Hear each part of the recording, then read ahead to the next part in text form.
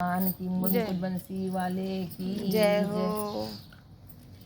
अब रौद्र रूप महाप्रभु शंकर ने अपने वीर गणों के साथ नंदी पर चढ़कर आए। उन्हें आए देखकर प्रजाति गण के लौट आए और सिंहनाद करते हुए आयुध से और भी दैत्यों को प्रहार करने लगे। भीषण रूपधारी रुद्र को देखकर दैत्य भागने लगे। तब युद्ध को अपने दैत्यों को पराजित करते देखकर जलंधर हजारों बाण छोड़ता हुआ भगवान शंकर की ओर दौड़ा और शुंभ निशुंभ आदि वीर क्रोध से अपने होठ को काटते हुए शंकर जी की ओर दौड़े। इतने में शंकर जी ने जलंधर को सब बाण जालों से काट अपने बाणों को निर्भय कर अपने अन्य बाणों को आधी दैत्यों को पीड़िता कर दिया और खड़ मोरनाक नामक दैत्य अपने फरसे से मार डाला।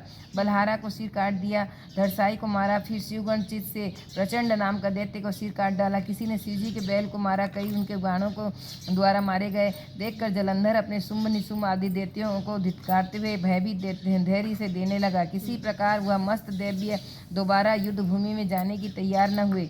दैत्य सेना ने पलायन शुरू कर दिया। तब महाक्रुद्ध जलंधर शिवजी को अपनी ओर ललकारने लगा। साथ ही उसने 70 बाण मार शिवजी के दग्ध कर दिया। बहुत से बाणों को प्रहार किया। शिवजी ने उसके बाणों को काटते रहे। उन्होंने जलंधर की ध्वजा क्षेत्र से धनुष को काटा दिया। फिर 7 बाण मारकर उनके शरीर में आघात पहुंचाया।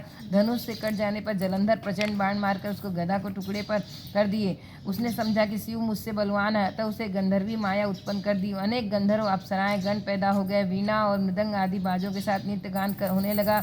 इससे अपने गणों रहित रुद्र से मोहित हो गए। उन्होंने युद्ध बंद कर दिया। फिर भी काम से मोहित होकर जलंधर जल्दी से त्रिनेत्र भगवान शंकर का रूप धारण करके वृषभ पर बैठी पार्वती के पास जा पहुंचा।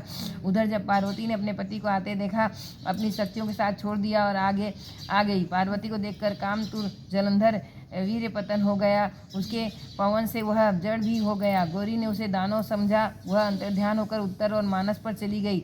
जब पार्वती को देखा, फिर शिवजी की ओर लौटा। उधर पार्वती जी ने भगवान विष्णु को बुलाकर दैत्य के कृतज्ञ को कहा, प्रश्न किया कि